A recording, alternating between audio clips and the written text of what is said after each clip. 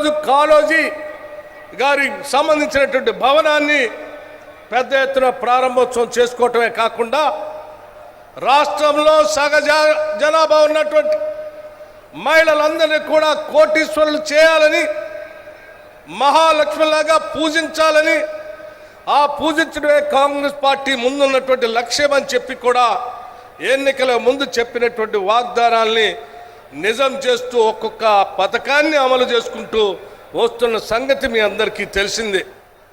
అది ఉచితంగా బస్సు రవాణా కావచ్చు, లేకపోతే దాదాపు 25,000 కోట్ల రూపాయలు ఒక సంవత్సరానికే వడ్డీ లేని రుణాలు ఇచ్చి రాబోయే 5 సంవత్సరాలలో 1,00,000 కోట్ల రూపాయలు మహిళలకి వడ్డీ లేని రుణాలు ఇవ్వాలనేటువంటి ఆలోచన కావచ్చు.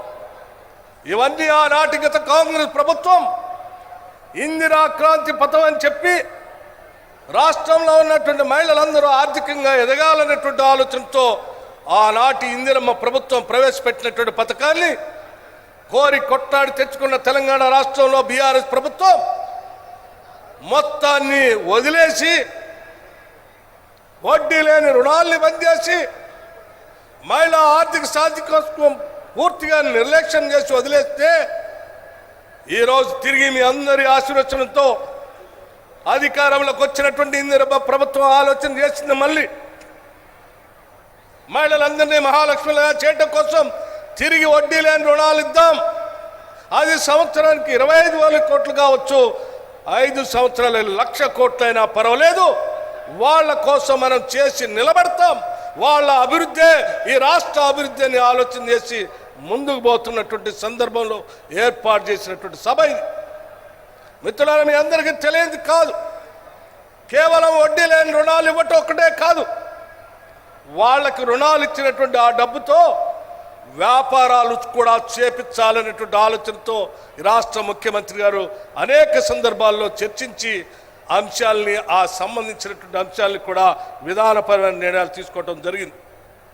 అది ఉచితంగా ఇచ్చేటువంటి బస్సు రవాణాకు సంబంధించిన బస్సులు కొనుగోలు కావచ్చు, 200 యూనిట్లకే ఉచితంగా ఇస్తున్నటువంటి కరెంటుకు సంబంధించిన ఆ శాఖకు సంబంధించి భారతదేశంలో ఇవాళ సోలార్ పవర్ ప్లాంట్లు విద్యుత్తును తీసుకొని రావాలని ఆలోచన చేస్తూ మన రాష్ట్రంలో కూడా పెద్ద ఎత్తున ఆ గ్రీన్ పవర్ తీసుకొని వచ్చి పారిశ్రామికవేత్తలతో చేసే కార్యక్రమాన్ని వాళ్లతో కాదు, ముందు మన మహాలక్ష్ములతో మొదలు పెట్టిద్దామని చెప్పి దాదాపు 4,000 మెగావాట్లకు సంబంధించిన సోలార్ పవర్ని ముందుగా 1,000 మెగావాట్ని ఈ సంవత్సరమే వారికి PPA చేసి ఒప్పందం చేసి ఆ ఒప్పందం ద్వారా వారు పరిశ్రమలు పెట్టడానికి సోలార్ పవర్ పెట్టడానికి కావాల్సిన డబ్బులను కూడా బ్యాంకుల చేత ఇప్పించి మీరు ప్రొడ్యూస్ చేసే కరెంటుని ప్రభుత్వమే కొని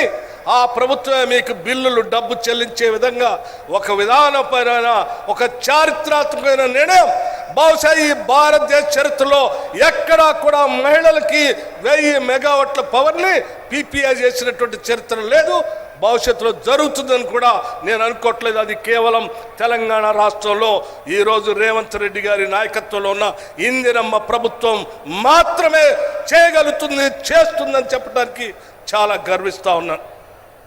ఈరోజు మిత్రులను ఆలోచన చేయండి, ఈ దేశ జనాభాలో సగభాగం ఉన్నటువంటి మహిళలు ఆర్థికంగా ఎదిగితేనే ఈ రాష్ట్రం ఎదుగుతుందని, దానికోసం ఏ స్థాయికైనా ఎన్ని వేల కోట్లైనా ఖర్చు పెట్టడానికి వెనకాడేది లేదని చెప్పి విధానపరమైన నిర్ణయం ఈ రాష్ట్ర ప్రభుత్వం తీసుకుంది అని చాలా స్పష్టంగా చెప్పడానికే ఈరోజు ఈ సభను ఏర్పాటు చేశాం.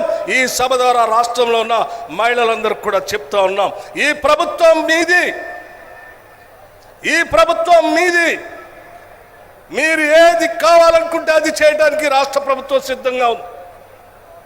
ఎంత పెద్ద ఎత్తున ఖర్చు అయితే కూడా మీతో ఖర్చు పెట్టించడానికి రాష్ట్ర ప్రభుత్వం ద్వారా వడ్డీ లేని రుణాలు ఇవ్వటానికి రాష్ట్ర ప్రభుత్వం సిద్ధంగా ఉంది.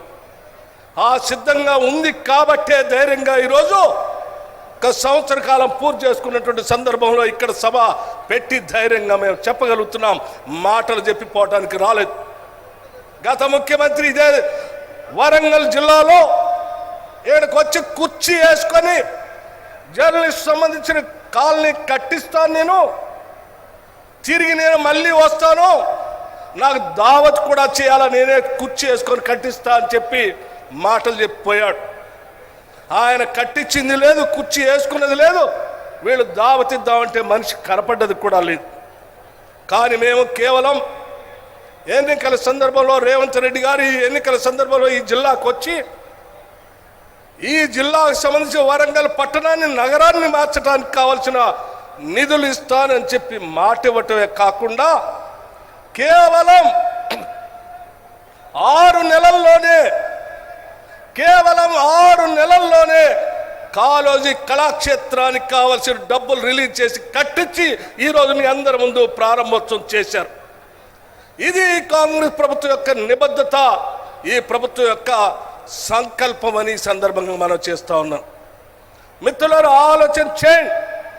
ఈరోజు కోరి మన ప్రభుత్వాన్ని తెచ్చుకున్నాం, అన్నీ చేసుకుంటా ఒకదాని తర్వాత ఒకటి చేసుకుంటూ పోతా ఉన్నాం. ఒక ఆయన అడుగుతారు ఏందయ్యా ఇచ్చిందని. ఇచ్చిన ఎన్ని ఒక్కసారి చూస్తే నువ్వు కళ్ళు తిరిగి కింద పడతావు మిత్రమా. ఒక్కసారి మేము కేవలం 10 నెలల్లో ఇచ్చినటువంటి అంశాలన్నీ ఒకసారి చూసుకోండి. మీలాగా 3 ఎకరాల భూమనో ఇంటికో ఉద్యోగమనో చెప్పి మాయమాటలు చెప్పి మేము వదిలిపెట్టలేదు.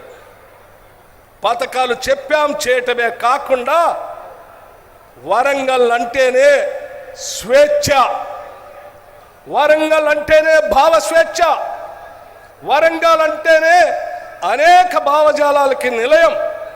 ఇక్కడ ఆర్ఈసీ కావచ్చు, కాకతీయ యూనివర్సిటీ కావచ్చు, ప్రతి దగ్గర కూడా వారు భావ స్వేచ్ఛని స్వేచ్ఛగా మాట్లాడుకునేటువంటి స్వేచ్ఛని ఈనాటి ఇందిరమ్మ ప్రభుత్వం మనందరికీ ఇచ్చింది.